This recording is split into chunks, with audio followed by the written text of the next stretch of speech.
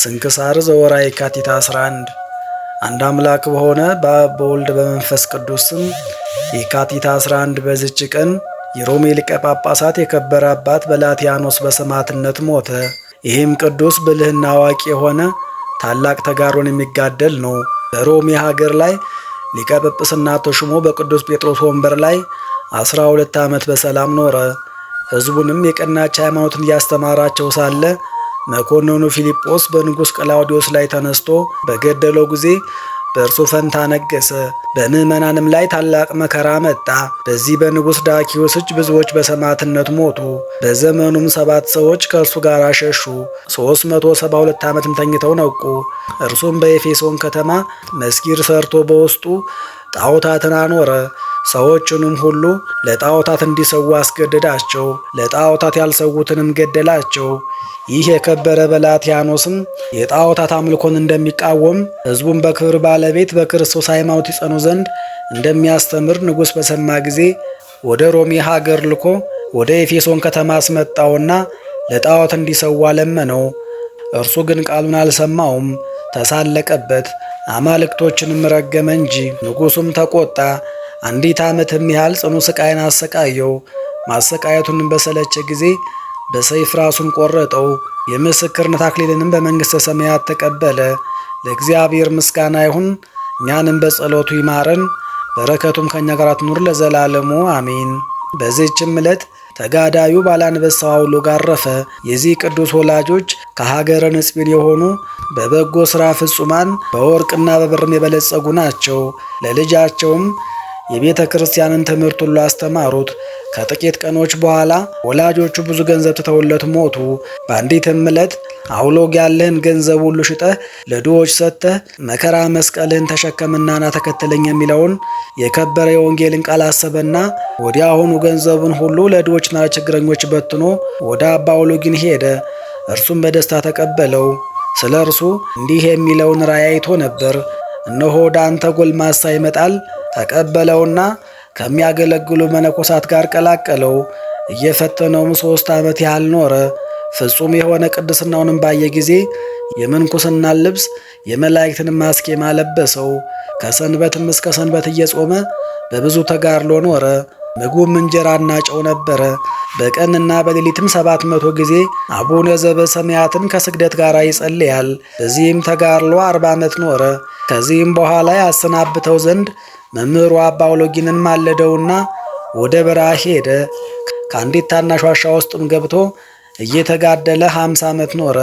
ለፍላጎቱም የሚያገለግሉት 2 አንበሳዎችን እግዚአብሔር ሰጠው። በአንዲትም ዕለት ታመመ። አንበሶቹንም እጠጣ ዘንድ የሞቀ ውሃ ሻለው አላቸው።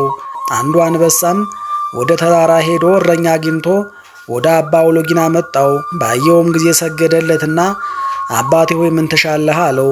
እርሱም የሞቀ ውሃ ታጠጣኝ ዘንድ ሻለሁ አለው። እንዳለውም አደረገለት። ከዚህም በኋላ አንበሳው እረኛውን ወደ ቦታው መለሰው። ያም እረኛ ለእግሩ ተረከዝ ዓለም ሁሉ መጠኑ የማይሆን ጻድቅ ሰውን አገኘው ብሎ ለሰው ሁሉ ተናገረ። በሰሙ ጊዜም ሰዎች ሁሉ ወደ እርሱ ተሰበሰቡ። በሽተኞችንም ሁሉ አመጡለትና ፈወሳቸው። በዚያ ወራትም መምህሩ አባ አውሎጊንን ጣዖትን የሚያመልኩ የፋርስ ሰዎችን ወደ ቀናች ሃይማኖት ለመመለስ ወደ ፋርስ አገር ሊሄድ ፈለገ። ዳግመኛም ልጁ አውሎጊንን ከእርሱ ጋር ሊወስደው ወደ እርሱ መልእክተኞች ሊልክ ሽቶ ሳለ መንፈስ ቅዱስ አንበሳውን አስገነዘበውና አጽፉንና ወንጌሉን አንስቶ ተሸከመ።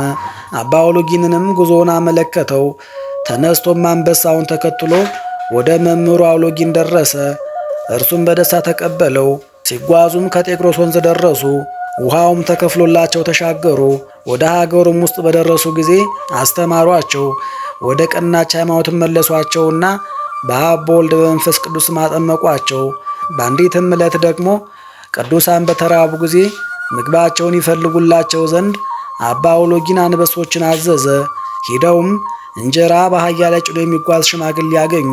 ሕፃንም ከእንጀራው ጋር አለ። አህያውንም ወደ ቅዱሳን አመጡት። ከድንጋጤም የተነሳ ብላቴናው ሞተ። ቅዱሳኑም ጸልየው ሕፃኑ ድኖ ተነሳ። ቅዱሳኑም ተመገቡ። አንበሶችም አህያውን ከእንጀራውና ከሕፃኑ ጋር ወደ ሽማግሌው መለሱት።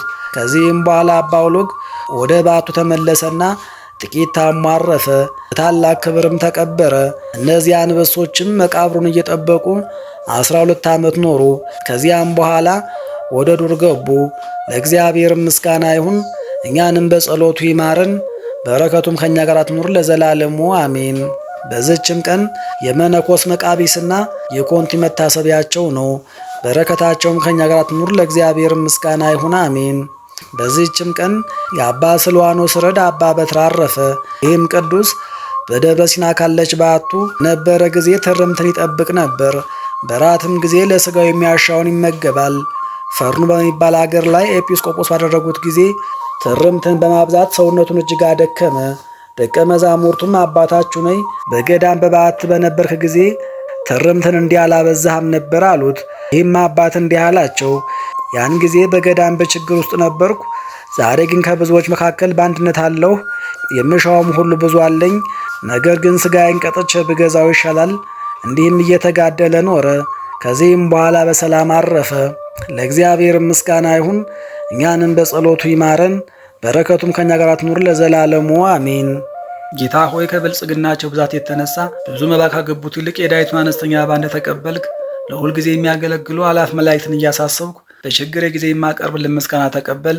እናንተም ቅዱሳን ነቢያት፣ የወንጌል ሰባኪያን ሐዋርያት፣ ሰማዕታትና ጻድቃን፣ ትጉሃን መላእክት፣ ፍጹማን ደናግል እንዲሁም ደጋጎች መነኮሳት ሆይ ልጅ አዋቂ ሳንለይ የምንሰበሰብበትን የጉባኤ ቦታ ባርኩ።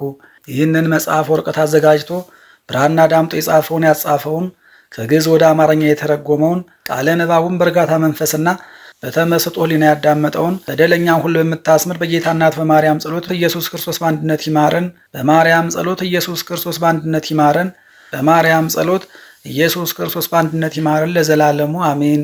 አባታችን ሆይ በሰማያት የምትኖር፣ ስምህ ይቀደስ፣ መንግሥትህ ትምጣ፣ ፈቃድህ በሰማይ እንደሆነች እንዲሁ በምድር ትሁን። የዕለት እንጀራችንን ስጠን ዛሬ፣ በደላችንንም ሁሉ ይቅር በለን እኛም የበደሉን ይቅር እንድንል። አቤቱ ወደ ፈተናም አታግባን፣ ከክፉ ሁሉ አድነን እንጂ እጅ መንግሥት ያንተ ናትና፣ ኃይል፣ ክብር፣ ምስጋና ለዘላለሙ አሜን። እመቤታችን ቅድስት ድንግል ማርያም ሆይ በመልአኩ በቅዱስ ገብርኤል ሰላምታ ሰላም እንልሻለን። በሐሳብሽ ድንግል ነሽ፣ በሥጋሽም ድንግል ነሽ። የአሸናፊ የልዑል እግዚአብሔር እናት ሆይ ሰላምታ ላንቺ ይገባሻል። ከሴቶች ሁሉ ተለይተሽ አንቺ የተባረክሽ ነሽ፣ የማኅፀንሽን ፍሬ ቡሩክ ነው። ጸጋን የተመላሽ ቅድስት ሆይ ደስ ይበልሽ፣ ልዑል እግዚአብሔር ከአንቺ ጋር ነውና ከተወደደው ልጅሽ ከጌታችን ከመድኃኒታችን ከኢየሱስ ክርስቶስ ዘንድ ይቅርታንና ምሕረትን ለምኝልን ኃጢአታችንንም ያስተሰርይልን ዘንድ ለዘላለሙ አሜን።